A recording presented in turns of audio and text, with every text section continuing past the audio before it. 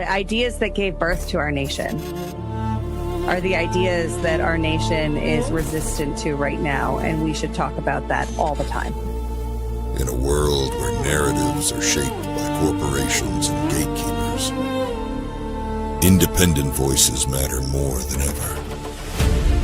Badlands Media brings together citizen journalists, researchers, and independent thinkers. The truth is triggering. Question the narrative. Explore the facts. It's authenticity, courage, resilience. Search for the truth others won't. It's not about being first or being right. The information war is changing. It's about being authentic. Embrace the friction. Embrace the friction. Shut the f*** up. Authentically and agonizing. Join the movement. I'm going to say how I feel. Follow Badlands Media. This is about the future. The Badlands. What are the Badlands? Explain those Badlands. That's a hell of a name. Okay.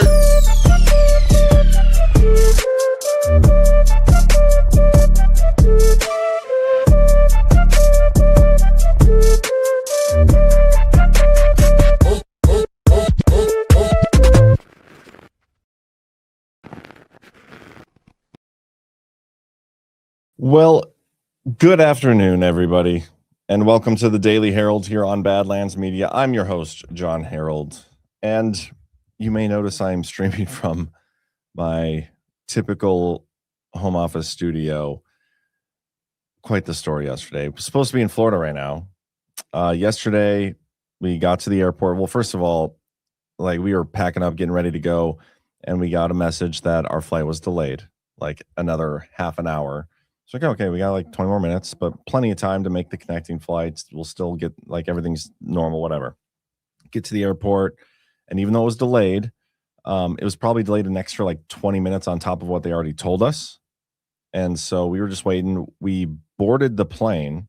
The plane was completely full. Everybody was on there. We were in the very last row of the plane. Saw the cool kids sit in the back. And the pilot comes on the speakerphone, and he's like, yeah, so there's an issue going on with the radar out of Minneapolis, because apparently each airport doesn't have their own radar. They have regional airport radar, and I had no idea about any of this. So I learned a little bit yesterday. Let me show you what I'm talking about. If you look at this, there's an equipment outage in Minneapolis, or their ARTCC, whatever that even stands for. I have no idea. Flights to, from, through that airspace are being delayed or rerouted. The FAA says the average delay is currently 205 minutes for affected flights. So you can kind of see here this area in the middle. All the other planes are flying around all nice and happy. But right in the Midwest there, which we happen to be a part of, they grounded everything. Okay, so we're like, well, that kind of sucks. And so they tell us to deplane, and we do. And we're out there sitting trying to figure out what we're going to do, because depending on how long it takes for this radar thing to get fixed, we were going to miss our connecting flight. And then there's only a handful of flights that would have gotten us even from not just to Dallas, but from Dallas to, we were flying into Palm Beach, which is I think Trump International now or whatever. And there was a couple seats available. So we ended up getting in line to talk to the desk to get that sorted out. And as we're at the desk, they're like, okay, well, we're ready to board the plane again. Cause it took 45 minutes to an hour to even get from the back of the line where we were to the front of the line to talk to the people at the desk. And at this point we were going to miss our connecting flight. So let's just see if we can leave super early tomorrow morning from Bismarck, flying to Dallas, and then take one of the two available flights from Dallas to Palm Beach. And they had filled up already. So we were like, well, what do we do? And we ended up just okay, well, I guess we're not going to Florida this time. We're going to end up going in a couple of weeks. And I know this stinks, because I know there are people, I know my girlfriend's pretty upset. We're going to go see her family. I'm bummed about it too. And it sucks for you guys that we're going to attend that Florida Badlanders meetup, because I'm not going to be there anymore. But it's still going to go forward. We are still going to do the meetup. CanCon will still be there. JB will be there. And I encourage you, all those who were going to attend, I encourage you still to attend because it was a pretty good turnout. And I think you guys will have a great time. I'm going to send out an email here this afternoon to make sure I hit everybody who did RSVP that it's still going to be happening at the same time and location. So again, I encourage you guys all to attend. But yeah, what a crappy series of events yesterday for travel. And I feel like I've overtaken Zach with the travel horror stories. I've had so many now. And it seems almost like every time I go to fly a plane, there's some issue, some delay, some whatever. And I don't understand how air travel in this country only seems to be getting more expensive and worse. Because that's the other part of it. Like, I think there was one flight that we could have booked through a different airline that may have gotten us down there by like 5 or 6 p.m. today, but it was just astoundingly expensive. And so to only go down there for a couple days, we just decided, you know what, we're gonna find a different weekend where we can make it work. But yeah, so I'm back. We're here. So I'll be doing a show. I'm doing a show right now, and I will be on the Power Hour tomorrow. I was gonna make you guys suffer through Burning Bright and Chris Paul. Instead, you're gonna get to suffer through me and Chris Paul again. But as far as today's show, there's a few random things we'll talk about. Trump did an interview with Punchbowl News, and there's some interesting quotes in there that we'll go through as well, and then whatever you guys want to talk about. But yeah, I did rug pull you guys, kind of. 12 Any Boy says, good to see you. Ty was going to be there. Ty and Jason were going to be there. We were very much looking forward to going to that meetup. But they say that's why you guys drive more now. You drive like everywhere. And you know what? I'm okay driving like a decent amount, like a fair distance, but driving down to Florida where it would take like a full day like a full day's worth of driving, if not more, just to get down there. That's not really my jam. But anyway, sorry about yesterday's show. I know Rumble's been having a lot of issues the last couple of days. I heard yesterday's show didn't air live, and then it had to be, I don't know, or it aired live on all the other platforms. I've been speaking with Rumble since last night about it, and they think they got it sorted out. So we shouldn't have any more issues, but we shall see. Deborah Starr says aviation, like all other infrastructure, is so behind. Yeah, there's it's so disgusting. Like getting through security is awful. Waiting for the plane, like the way they do the entire thing is just, it's just awful. Air travel sucks, and it's so expensive. You'd think they'd be able to figure out a way to make it better, but alas, they have not. Anyway, let's get a quick word from today's sponsors, and then we shall see where the show takes us. Who knows? Maybe I'll even put a link in there for people to call in. I don't know. I'm just a little like, I'm not like sad. I'm just like, bummer, like that was a bummer. It was a major bummer. Let's start things off with Cacao Bliss from Earth Echo. This episode is brought to you by Cacao Bliss from Earth Echo, a ceremonial grade cacao drink that works wonders for your heart and your arteries. Your doctor checks your cholesterol and blood pressure, but one thing he doesn't measure may predict how long you actually live. Talking about the biological age of your arteries. Arteries age differently than the rest of our body. Someone who is 60 can have the arteries of a 45-year-old or an 80-year-old. And a new discovery from Harvard shows you can actually lower the age of your arteries. They wanted to know why a tribe called the Kuna people has 1/10 the heart attack rates of America. It wasn't their genetics or lifestyle. They traced it to something they drink 5 times a day, something called raw ceremonial cacao, which is rich in the flavonols that combat inflation in your heart and arteries. So if you want to worry less about your heart, start drinking cacao. This is the purest ceremonial grade cacao you can find, and it's packed with 7 additional superfoods. Plus, it's just 35 calories, and it tastes like chocolate. Learn more and get your special discount and free shipping today at trycacaobliss.com/badlands. That's trycacaobliss.com/badlands. And also, quick self-disclosure ad, and then we'll start plugging away. Soft Disclosure deodorant is made with purity-tested ingredients like organic arrowroot powder, magnesium hydroxide, and nourishing plant oils. This deodorant keeps you fresh without covering up the truth.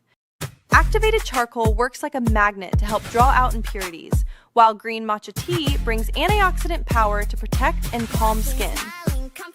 Aluminum-free, stain-free, and formulated to last up to 2 months of daily use. Whole bus fresh, no steak on me. Soft disclosure got me clean. Fresh so loud, can't compete. Mint, lemon, grapefruit, lavender tea. It helps fight odor without blocking the body's natural sweat. And every purchase helps support 6 American small businesses. Buy 2 deodorants, get a free lip balm. Or visit softdisclosure.com and use promo code FRESH for 15% off. What are you doing? Soft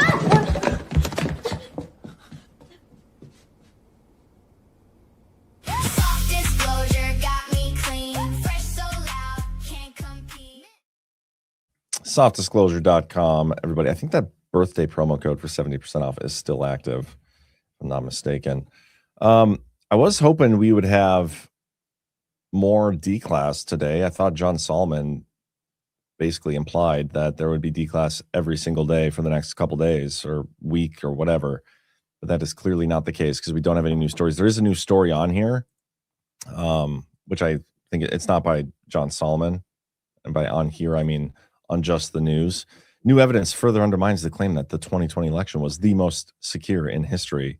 And I consider this a hat tip to me because I've been saying that, and I have that video on my Twitter. It might even be my pin video. I don't remember what my pin video is. Yeah, it is the most secure election in American history. I've been talking about that for a long time. So pretty cool to see. I want to play this clip from John Solomon, and then we'll get into like the price and everything and some other random stories. But this is what he said yesterday.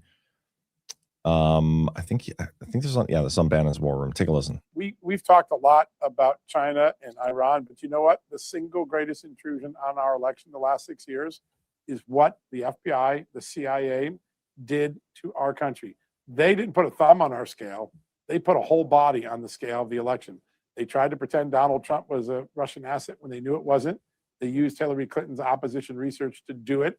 They misled FISA courts. They misled the American people. They expended tens of millions of dollars.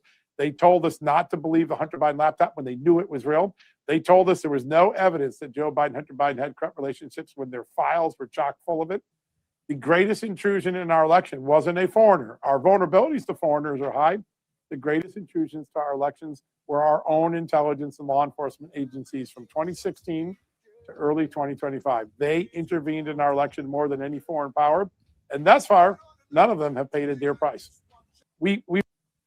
I think he's spot on here, and this is one of the things we need to. I don't know. It still needs to be addressed because when it comes to like the devolution theory and everything I've talked about and believed has happened over the years, I agree that the deep state or whatever, the weaponized intelligence community, the domestic folks of the CIA and FBI and all those intel agencies have been arguably the number one enemy of Trump.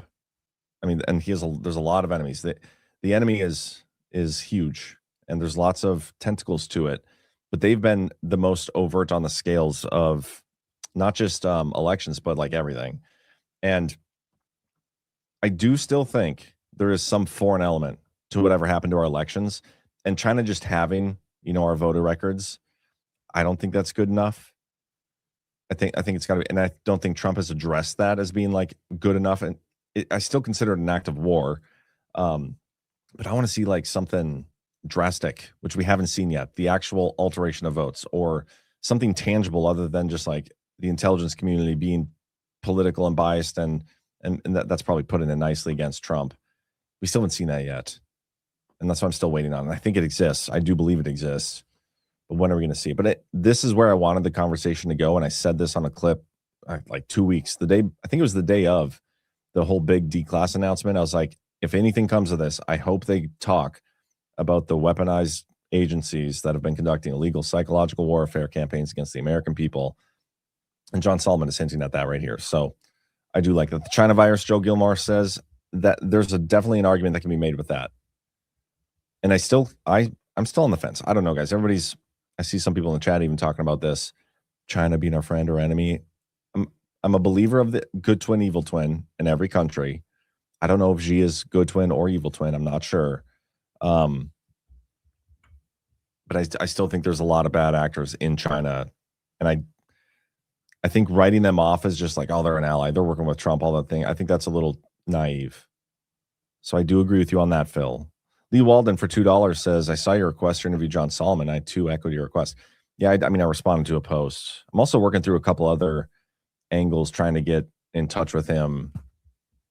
Submitted something through the website too. It's very difficult for these people, not just to get a hold of them, but for them to be willing to like do an interview.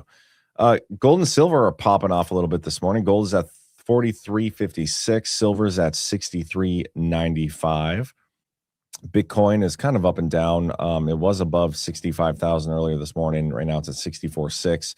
Trump did have some interesting comments about crypto and Bitcoin in his interview with Punchbowl News. Gas prices down a hair, $4.04. And let's talk about this. This was the executive order Trump signed yesterday. Trump cracks down on birth tourism and limits birthright citizenship claims. President Trump signed 2 executive orders on August 6, 2026, aimed at protecting the value of American citizenship and shutting down birth tourism. The first order targets foreigners who enter the United States on temporary visas, specifically to give birth so their child can claim U.S. citizenship. Calls out operators who advertise these schemes, coach people to lie on visa applications, and profit from the practice. State and Homeland Security are directed to deny visas, revoke existing ones, block entry, and remove people involved in birth tourism. Second order builds on a recent Supreme Court decision and instructs federal agencies not to recognize U.S. citizenship for certain children born in the country when neither parent is a citizen. I mean, these are both like common sense, great stuff. Will Congress codify it, though? Very unlikely, in my opinion. This includes cases where parents are linked to a terrorist group, works for a foreign government, or paid to arrange a birth in the United States to obtain birthright citizenship. Together, this order makes clear that temporary visitors cannot use short-term visas to lock in permanent citizenship benefits for their children, and that agencies must stop treating those birthright citizenship claims as automatic. It makes you wonder, too, remember the story way back when about the China mailing the IDs in? Like they fabricated a whole bunch of United States driver's license and they were mailing them in for people to vote who otherwise probably would not have been allowed to. I think a lot of those people fall under this category. I think. I could be wrong, but that's what it made me think of. Lance 2002, a Jon Solomon interview would be a big score. I agree. But will I get that? I doubt it. But who knows? I'll try to be a little optimistic about it. And then kind of the big news today, a court has blocked above-ground White House ballroom construction.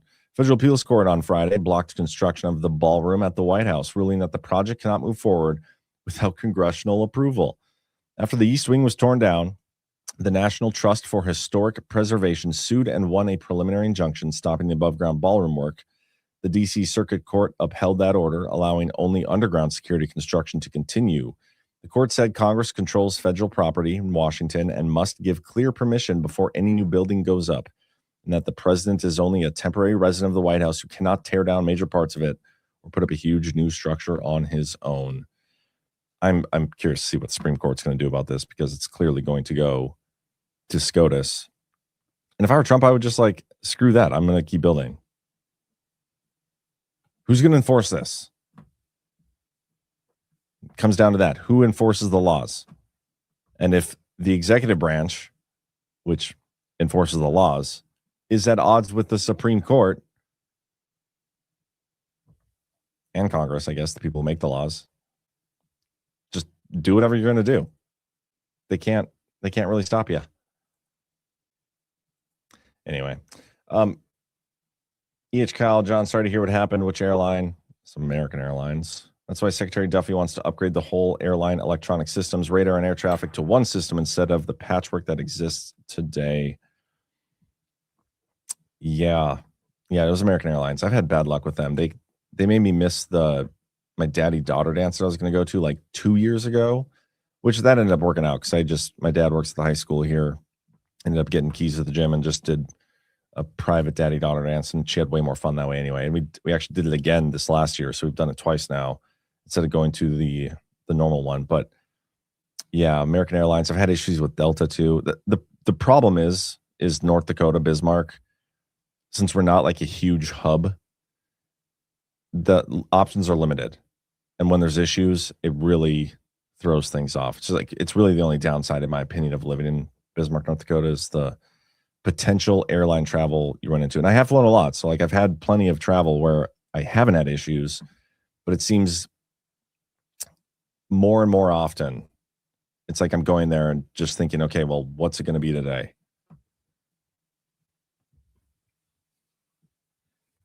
Anyway, let's listen to some of these. There's a couple great clips in here. Talks about the Save America Act. Talks about, I want to get to Thune and his leadership, because he says some interesting things here. And then he talks about the midterms. And I want to listen to both of these because I think he has some interesting comments. Do you want Thune to serve another term as leader? And just so you understand, they voted to impeach me. No, I was there. Yeah. In all fairness, you think that I'm going to support somebody that voted to impeach me? Yeah, no, you know what, MAGA, my beautiful MAGA base, the greatest people on earth, they know what they'd do if I voted in favor of somebody that voted to impeach the person that they love and I love them. They would not be happy. Do you want? And just a disclaimer, I have it at 1.25 speed because I don't want to like spend the whole time listening to it, but there's a couple things that are worthwhile in here. Thune to serve another term as leader? Do you think, would you support him? Well, I don't want to get into that necessarily, but why? A lot of people are thinking about it. This is a big issue. I get along with him. It's unfortunate that he doesn't have the vote. But do you actually get along with him? I do. But you clearly disagree. I mean, you have big disagreements. I do have disagreements. I believe strongly in terminating the filibuster. And by the way he said that makes me think he does not actually get along with John Thune. Take a listen to this one more time, and just thinking how you answer questions or your friends answer questions when somebody asks you, like, if do you get along with that guy? And you're like, well, yeah. But in the back of your mind, you're like, I hate that guy so much. That guy's the worst. Like, yeah, we get along. You know, that's the vibe I'm getting here. And this is just me totally reading into things. But let's listen one more time. Of them, they would not be happy. Do you want Thune to serve another term as leader? Do you think, would you support him? Well, I don't want to get into that necessarily, but why? A lot of people are thinking about it. This is a big issue. I get along with him. It's unfortunate that he doesn't have the vote. But do you actually get along with him? I do. But you clearly disagree. I mean, you have big disagreements. I do have disagreements. I believe strongly in terminating the filibuster. And by the way, getting Save America Act approved immediately, and about 400 other things in every hour of every day. Boom, boom, boom. You get whatever you want. You get. Democrats would do it too, though, right? They'd get. Well, they're going to do that. They're going to do that. If they get in, they're going to do it very quickly. I mean, you're wrong on that one. We'll see. They're going to do that so fast. And I say, as long as we all know that they're going to do it, I'm so shocked to hear you. But as long as I know that they're going to do that, you do it. I would do it whether they did it or not. We would get in the next 2.5 years, we would get things that nobody ever dreamt of. We would be in office for the next 100 years. And I'll tell you what, if they get in, I may be the last Republican president.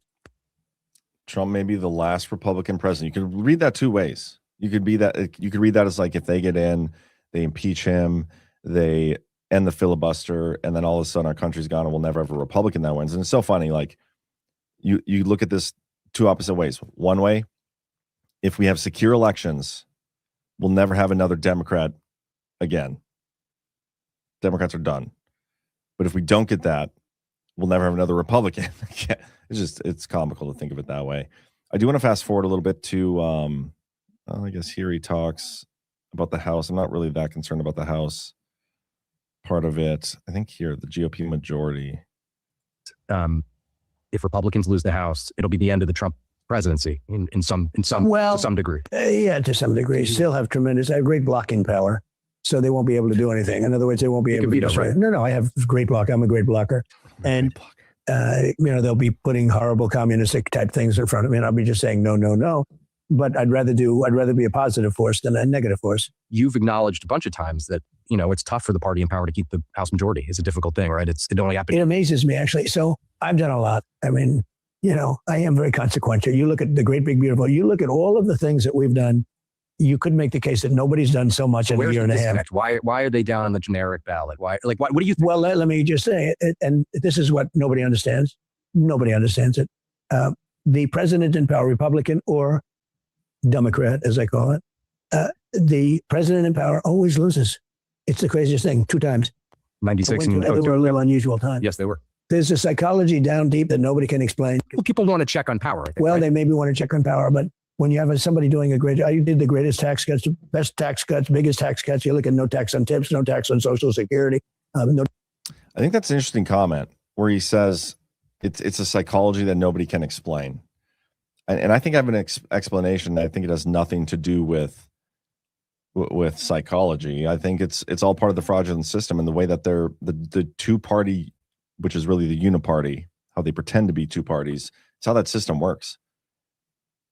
You have a Republican president, you sweep the House, like you implement a bunch of your agenda, and then you lose the midterms. And it's not because, maybe it's because of fabricated news stories. Maybe there's some people that come out and don't vote for you, but I think most of the time they do it because they steal the election, and it's like it's them pretending that there is like this two-party system that works against each other, right?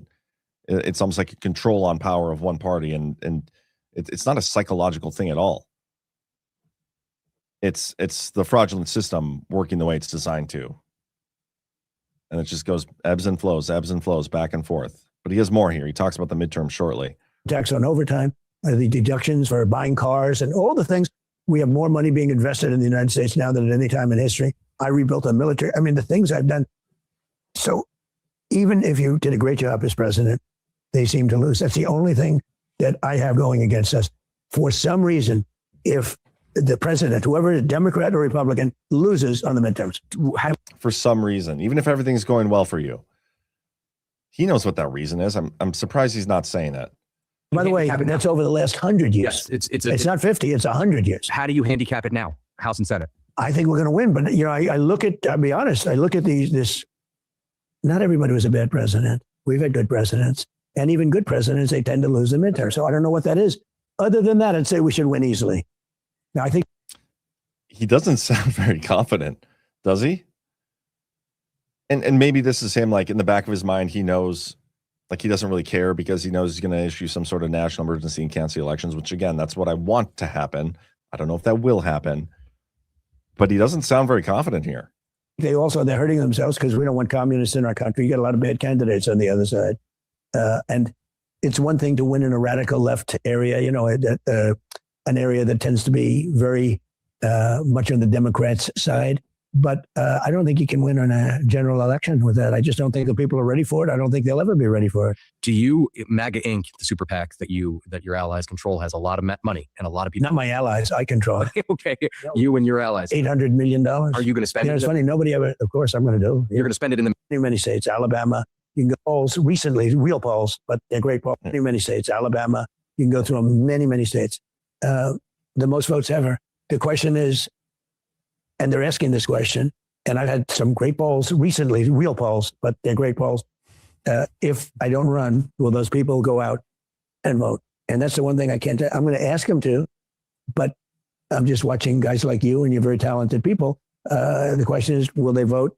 Because a lot of them are very angry at Republicans, to be honest with you. They're Why is that? I don't know. I mean, they're angry at Republicans, but they're not angry at me. Interesting thing. Why? Did you guys catch all this? I'm gonna play one more time because I think this is so fascinating to me. And a lot of this is in light of like all the hateful things we've gotten. He's gonna tell people to go vote, but he can't guarantee they're gonna go vote. He doesn't know. This doesn't sound like a guy who's like super confident about how the midterm elections are going to turn out, whether the system's fraudulent or not. Like this is him like participating in the mainstream talking point battle space of like our elections are legitimate. We just need everybody to go out and vote and do all those things. He does not sound confident at all. And then he says here, it's like, they're mad at Republicans, but they're not mad at me. I think this comment from Trump is so fascinating. And they're asking this question, and I've had some great polls recently, real polls, but they're great polls. If I don't run, will those people go out and vote? And that's the one thing I can't tell. I'm going to ask them to, but I'm just watching guys like you and you're very talented people. The question is, will they vote? Because a lot of them are very angry at Republicans, to be honest with you. They're angry at I don't know. I mean, they're angry at Republicans, but they're not angry at me. Thing. Why? They're not angry at me, but they are angry at Republicans. Everyone's always angry. And there are some areas that are basically Democrat, but they're Trump, like Pennsylvania. I win Pennsylvania easily. I win other places easily. Look, I won Michigan easily. I did well with Michigan. I did well with almost everything, to be honest. I did well with everything. But it's a good point, Mike. Now the question is... Rogers lost when you were on the ballot. Yeah. And now he's up again. Well, he lost when I'm on the ballot, and I won big in Michigan. but I happen to think he won. Okay, well, that's No, I think it was a rigged deal. I think they rigged him out. But the way he talked about that, we're going to listen to a little bit more here. But for those people who over the course of the last few months have been like, if you don't vote, you are anti-American, you are subversive. Even though there are some people on Badlands who are like, don't vote. I don't care that they say that. I don't take that. You can do whatever you want to do. But Trump, when he talks about this, he's like, there are some people that are mad at Republicans. And I'm going to ask them to vote, but I don't know if they will. He didn't call them subversive, did he? No. He didn't blame the voters. If anything, he's blaming the Republicans. He's like, they're mad at the Republicans. They're not mad at me. They're mad at the Republicans. Isn't that interesting? But he's a very good candidate. Just a little bit more, and then we'll because he talks about the polls a little bit more. I'm not going to talk about I don't think there's anything else I want to listen to. I've listened to this whole thing. There's a couple of comments on crypto I want to get into, and maybe a little bit more. But let's keep listening. And I think he should do well. If we believe in polls, I actually sort of believe in polls. But terrible in the Democratic primary. They were terrible in that primary. But if we believe in the poll a little bit, let's give it a little credit. They say he does better against Abdullah. It's Abdul, but it's the actual name is Abdullah, and then it's much longer than that. Right. But if you believe in the polls, he does better against Abdullah than he did against the young congresswoman. Yeah. Should Kevin Warsh, your Fed chair, avoid a rate hike before the election? Well, it's up to him a little bit, but not completely. He's got a board that's very political. Right. The United States should pay the lowest interest rate in the entire world. So you think that he shouldn't hike? Okay, I'm going to fast forward to this part on crypto, because they get into talking about, the rate hike here, and then he talks about Leader Jeffries and how they like talk shit to each other. And then he talks about the AI data center stuff and how he thinks everybody should have data centers and like they should be pro data centers, like the new oil and how much energy they take. And then he talks about how China is trying to like be the leader in AI. And Trump says if we win the AI race, like we win everything, essentially. It's the new internet. It's bigger than the internet, he said. But let's listen to this part on crypto. One of the things that Congress is wrestling with now is crypto. A big crypto bill is on the agenda. Democrats want to impose ethics restrictions and limit your ability to conduct your family's ability to conduct crypto business while you're in office. How do you feel about that? Well, I'll tell you, it's very interesting because Nancy Pelosi, nobody ever did that with her. And I believe crypto is very important because if we don't have it, China's going to have it. They all want it. Okay. That part he said right there. He says it a couple times. Crypto is very important. And if we don't have it, China's going to have it. All these other people are going to have it. Here's the thing about crypto generally, anybody can create a crypto coin, right? Anybody can create a crypto, like we could have a Badlands crypto, meme coin, whatever, all those things. The way he's talking about crypto here, he is actually talking about Bitcoin. And he does actually mention Bitcoin in a little bit. But there's no other crypto out there that everybody's scrambling for other than Bitcoin. And so I thought it was very interesting that he actually talks about it in this way. So keep listening. And we've done a great job on it. We've done. Biden all of a sudden at the end became very strong for it because he saw I was getting all of the business. I did it for a lot of reasons. One of them was politics. There were a lot of people, like they say 100 million people worldwide and a lot of people. Right. And then Biden saw what was happening. I was killing them. And he all of a sudden loved crypto. But I do it very simply because we can't let China have it or Japan have it. Other countries really want it and we dominate in it. So to me, it's very important. But they want to do a bill. And in the bill, they want me to be different than everybody else. So you're against that, it would sound like. Well, I don't mind putting it in a blind trust. I don't run my stuff anyway. I let my kids run it.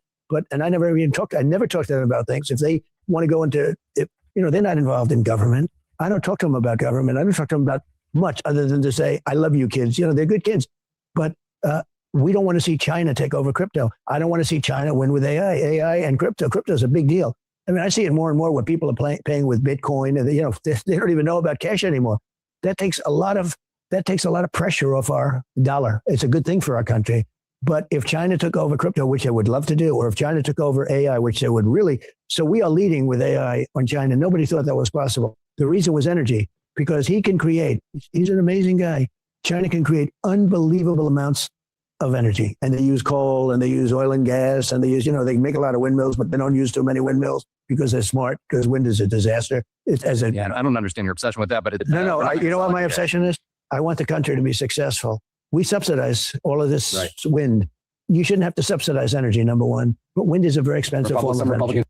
So, yeah, I mean, I think it's fascinating he's talking about crypto in that fashion. I clearly think he's talking about Bitcoin and almost like the software theory that G-Money presents. And he talks about people only use Bitcoin paying for everything. That's like G-Money. I think it's fascinating. Interesting comments. I'll have to see if he's posted about that yet. This last thing I'm going to talk about here with this interview is his last set of questions where it's Trump on the Democrats taking power. Okay. Now, again, the midterms are coming up. I think fake elections. I think Trump is going to expose something, maybe cancel the elections. I don't know. He doesn't seem too concerned. He doesn't really seem to care. But now they're going to talk about the Democrats taking control at the midterms and what happens there. And I think this is interesting. Are against you on that too, but that's because they don't understand business. Last question for you. If Democrats do take over the House, it's just going to be investigation mania. You know, they're going to do oversight. They can impeach you again. I mean, do you think they will? Well, a lot of people are saying I'm one of the greatest presidents ever. They're not saying that though. But they know, they see the results. Look, we have right now more money being invested in the United States than at any time in history, more money than any country has ever had being invested. We're at numbers that we're building more factories, plants, and I'm not just talking about AI, yes, but auto plants of all kinds. Toyota just announced they're coming in with the largest plant anywhere in the world. They're leaving Mexico. They're leaving Canada. People are leaving, the car companies are leaving Germany. They're leaving Japan. They're all coming here because of tariffs, because of... This is what he always does when people ask him like a question, okay, the Democrats, they're going to impeach you. They don't like you. What do you think about that? Well, some people say I'm the greatest president ever. Look at all the success that's happening. And I'm not trying to discount from the success stuff, but this is him almost dodging the question a little bit. I want to get to the point where he actually answers it. Vicious. So I guess they might be. Are they more vicious than Republicans? I think the Republicans are too nice, actually. I think the Republicans are much nicer. I think the Republicans are much more gentle than the Democrats. I think the problem with the Democrats, they have bad policy. They're smart. They're vicious. But they have really bad policy. Open borders, let the whole world come into our country, let prisons be emptied out into our country. The transgender mutilization of your children, that's fine with them. All of these things that they have men playing in women's sports, they want men playing. They have horrible policy. They love crypto. They love AI, but they don't like it if I'm involved in it, because if I'm involved as president, look, I've created the greatest market ever. Nobody could believe that we're leading substantially China, as an example, in AI and in crypto. And that's because of me. Biden was against all this. I don't think Biden had any idea what it was. In the golden age of America. And I think people are starting. I actually think people are starting. We'll see 89 days. We'll see if they... He doesn't really answer it. But yeah, fascinating interview, I think, especially his comments about the elections. I don't know. We'll talk about this tomorrow on the Power Hour too, because I know Chris Paul is going to be on there, and he's already sent me a couple things that he wanted to talk about. Specifically, his quote about I don't even know if I played this. The part where he's talking about, I didn't have to be away in Nevada yesterday. I didn't have to be in Los Angeles. I don't have to be supporting all these people. You know, I have a busy schedule. I don't know if I played that. Let me see if I can find that part. And then we'll keep going through, because I do have some other things I want to show you guys. Nevada. Did I say that right? What's the debate on that? Nevada? Oh yeah, here we go. Yeah, look, I mean, I could do a lot easier. I don't have to be away in Nevada or in this country. You said yesterday, you just talked about Nevada. You said yesterday gas prices, correct me if I'm wrong, they might go up again a little bit. You said no, that's only if I have to do another hit. Okay, so I mean, they'll only go down, or if we make a deal, they want to make a deal. They want to make a deal. Look, it's obvious. They don't want to be hit. Okay, they want to make a deal. So we'll see. Because you're seeing that nervousness on the Hill about that. It'll only go up if we have to do another hit. Johnson has said in the past, if Republicans lose the House, it'll be the end of the Trump presidency to some degree. Yeah, to some degree. Still have great blocking power, so they won't be able to do anything. In other words, they won't be able to. We did listen to that. Never mind. All right, yeah. Let's keep going though, unless you guys have anything you thought about it. Why did we still not have Trump coin or Mega coin? True deplore, yes, that's right, according to Ash. Keto Higgins, Republicans are too nice. They send you thank you notes from their orgies, after their orgies. What else?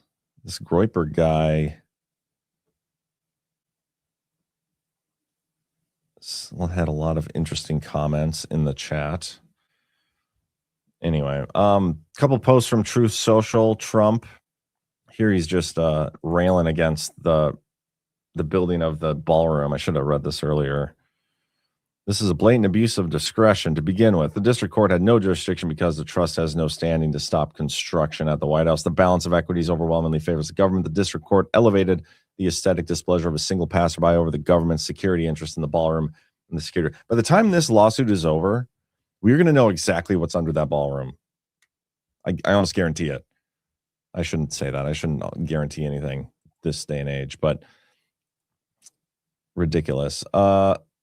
Couple other random stories.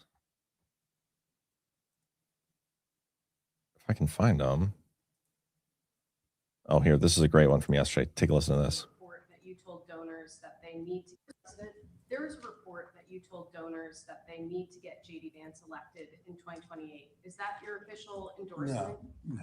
It's I heard about it a little while ago. I think he's great, but we're way too early to even be thinking about that. So that's one. Let me show you one more clip here. I just got to get it pulled up. It's from my buddy. The storm has arrived. It might even be the same clip.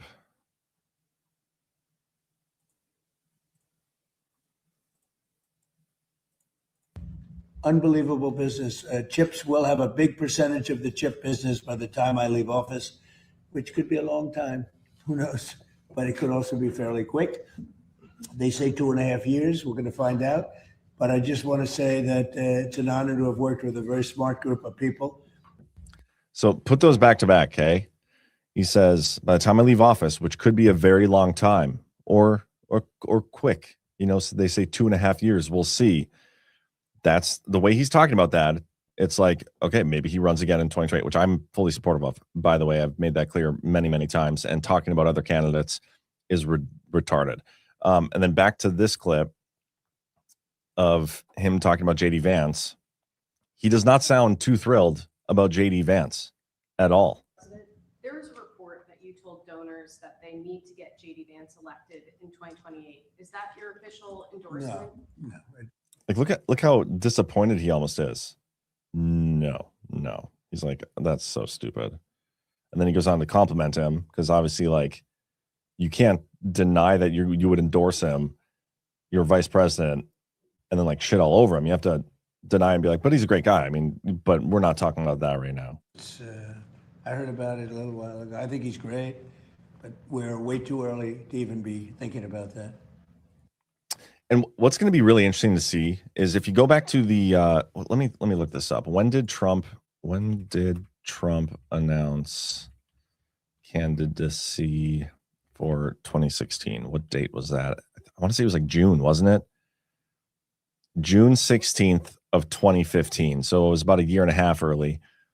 When did Trump announce candidacy for 2024? This was like November of 2022, right after the midterms, November 15th. It will be interesting to see if he does the same thing and has something in order and like ready to go about when he's going to be, if he decides to actually do it, which I think he will, but who knows? It'll be interesting to see what he does, because by doing it so early in 2022, we've talked about this repeatedly, he almost took the wind out of the sails of any of the other people who were trying to run, like DeSantis, all the DeSantards, that whole op. He took the wind out of those sails by announcing so early. I wonder what we'll see when it comes to 2028 and announcements with that. Little PG says, nope, always remember where they came from. Just like Tucker Carlson, he was always a Rand Paul a-hole, sucked up to him, hated Trump. He was supposed to be a liberal president.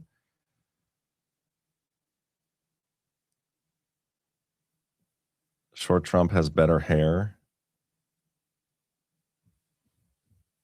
Congress, like the bed, would have to put it on a log. And if we get a new Congress and Senate and the House, he can do it before 1951. We never had term limits on presidents. They were pissed he announced early. Yes, they were. Good to see you, Evan. Man, I might be out of stories, guys. Oh, yeah, job report came out today. Here are 3 key takeaways from the disappointing July jobs report. Non-farm payrolls in the U.S. unexpectedly declined in July, but so did the unemployment rate. leaving investors with mixed signals on how to process the latest job reports. Here's the 3 key takeaways. Misleading numbers. The payroll decline of 23,000 wasn't quite as bad as it looked, and the drop in the unemployment rate to 4.1% wasn't nearly as good as it looked. The main reason for the red headline number was a loss of 53,000 government workers. Development economists say was largely owing to seasonal factors that could get revised away. Private payrolls actually rose by 30,000. At the same time, the unemployment rate dropped due to yet another decline in workers employed or actively looking for a job. I wonder how much of that has to do with deportations. And then the vanishing labor force. On that labor force theme, the participation rate edged down to 61.4%, now off 0.7 percentage point this year alone due to the exodus of nearly 1.4 million people. There's a strong degree of immigration noise in that number, but it still changes the dynamics by which policymakers will elevate the labor market. 41% unemployment rate, 4.1% unemployment rate suddenly doesn't seem as impressive with participation at its lowest in 50 years outside of the COVID area. Then wither the Fed. Markets reacted to the report by taking a September rate hike off the table. Not so fast. Central bank policymakers may take more signal from the lower unemployment rate as they could view it as an indicator of a relatively stable labor market. Very curious to see what deals with rates. Trump did talk about the rates in that interview, but he didn't go super deep into it. There's one thing I wanted to look up and talk about, but now I can't remember what it was. Oh, there's this fake news story about DOGE.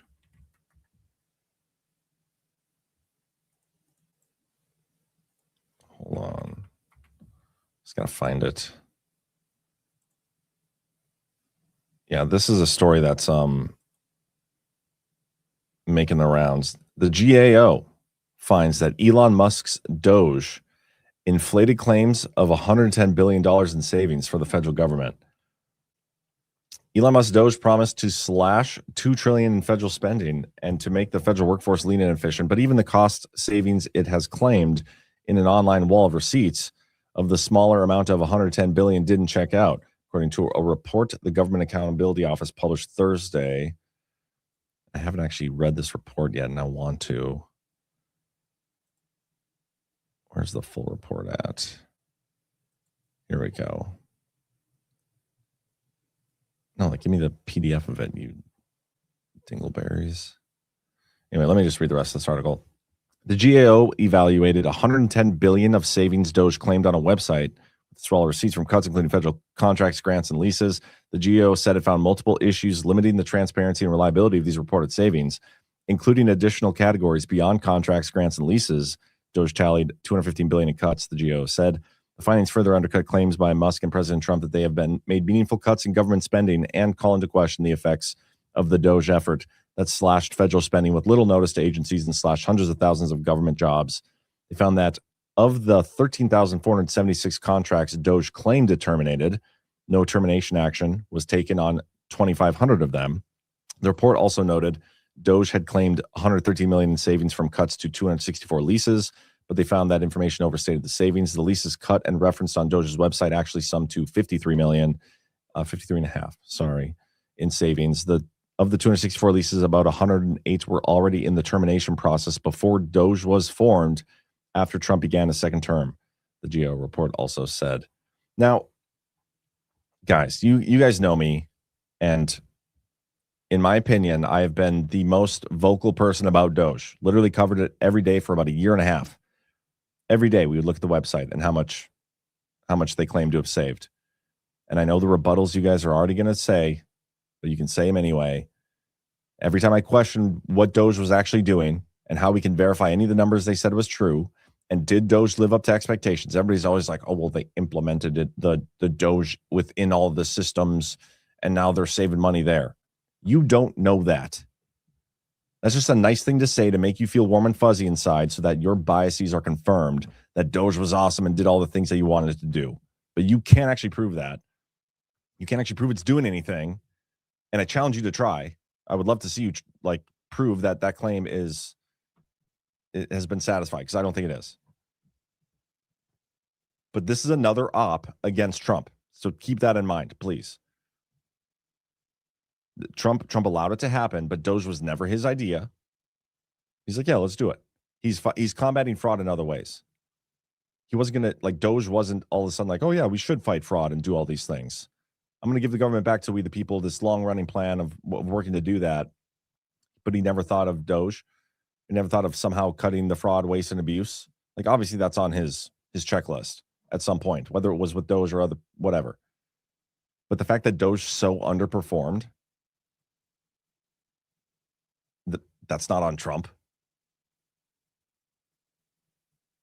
And you guys like saying it did meet expectations and it's still performing and doing all these things. You're helping the op against him, if that's what it is. Maybe I'm wrong about it being op against him. But when something underperforms, you sitting there and like denying that to be true, that's some weird cognitive dissonance. I'm sorry. Babbage 3 says Vance was put in charge of the fraud, but it's been a while since we heard anything about that. Yeah, see, I think that's like a little bit of a red herring almost. Like, yeah, Vance, you go do that. You take care of the fraud. And he's going to make some splashy news and all that stuff, but is he actually going to save a whole bunch of money? I don't know. Is he going to get us to the point where we should be, where we're not paying taxes? I mean, that's something we probably have to do ourselves. But whatever their plan is, or whatever Trump's plan is to cut out the waste, fraud, and abuse and get rid of all the fraudulent spending and all that stuff, I think it's bigger than a Vance-led committee. I think it's bigger than a viral Doge committee. I think it's bigger than Congress's Doge committee. I think a lot of it has to do with exposure, which I don't think we're getting nearly enough of yet. But anyway, sorry, I just wanted to yell about that for a minute. Joel Gilmore says, if you think Doge did its job, you ain't black. Little Peachy says, if Doge wasn't still going, they still wouldn't be finding fraud, and they're finding fraud every day. How do you know that's Doge doing that, though? It's not. That's the thing. Like, Doge was an afterthought. Trump was talking about fraud, waste, and abuse for a long time. Trump was making the government smaller in his first term, and he had plans to do that. That wasn't because of Elon Musk and Doge. And then, too, like, with all the viral stories of Nick Shirley going around finding fraud and like he's single-handedly fixing the fraud in this country, where is that reflected in terms of cost to Americans? You know what I mean? Like, somebody in the chat, Kathy LaBelle, says there's a report on X almost every day about the fraud they found and how much. Yeah, that's cool. Maybe it's true, maybe it's not. But at some point, like, you start tackling fraud, you think you would feel the effects of that. Like, are the people going to jail? Is the deficit going down?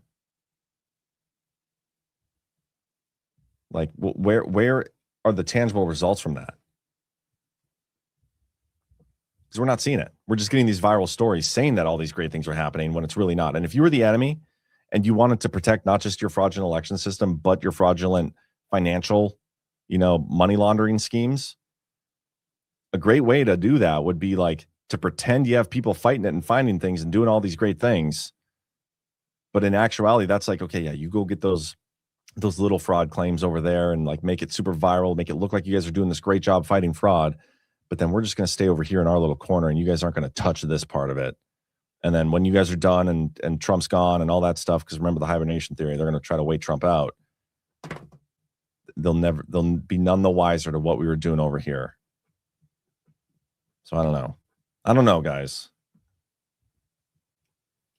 Ramon 222, please know my explanation. Lazy people must go back to work. We have lazy population because of government handouts. I could see myself agreeing with some of that. Allie Tucker, a fraud website dropped 2 days ago, actually. Do you have a link to that?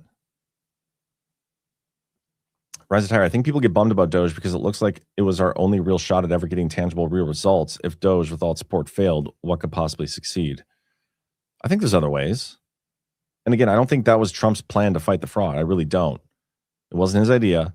It happened like spontaneously at a campaign event. He's like, oh, I guess I'll do that. Here we go. Holden over Soul _ USA 1. Somebody I've literally never seen in the chat. And I've been streaming for 5 years, 10 plus shows a week comes in, is Jon black-pilled? I love it when they do that. They always come at me trying to say like I'm black-pilled. No, guys, I'm just being realistic. I'm trying to get you guys to temper your own expectations, because if you are stuck on hopium and you live in hopium, you are primed for black-pilling, not me.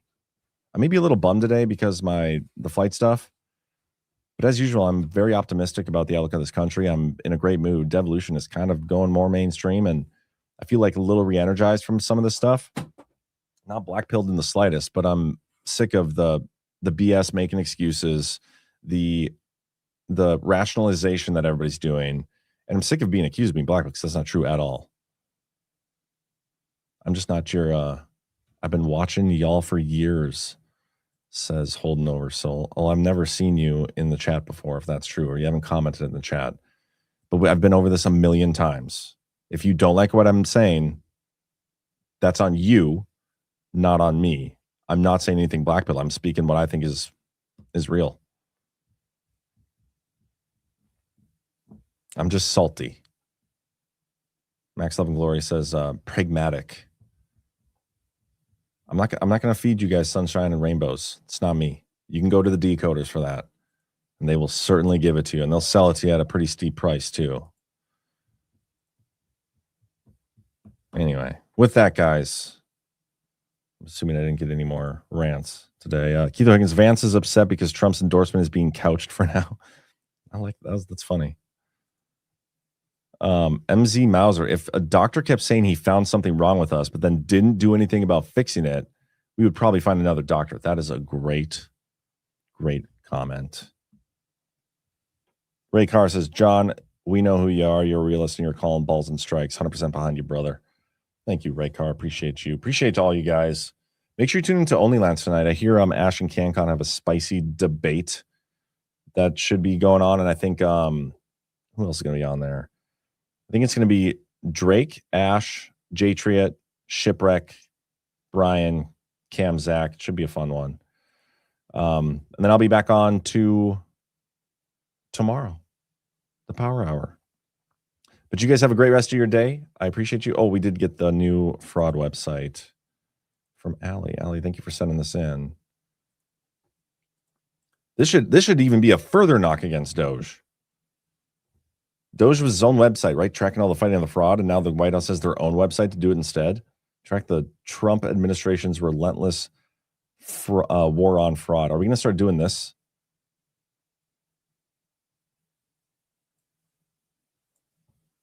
The fraud ledger. Public record of the fraud, waste, and corruption identified by the Trump administration's task force to eliminate fraud. Maybe we'll start covering this every day. So the DOGE website, we'll cover this website.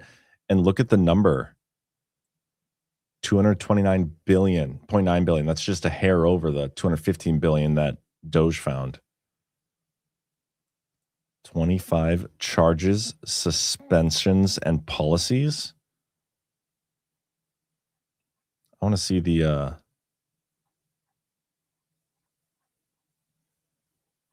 and by the way, you guys have no way of proving any of these are. Okay, so that's funny. Earlier, what they said, 25 people charged, 15 of them in one fraud scheme. Anyway, you guys have a great rest of your Friday. I will see you tomorrow. And yeah, I think that's all I got. Catch y'all later, guys.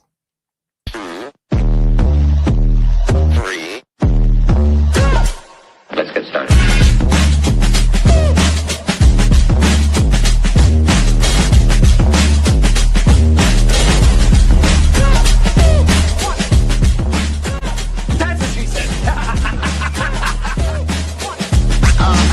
Oh, that's real good.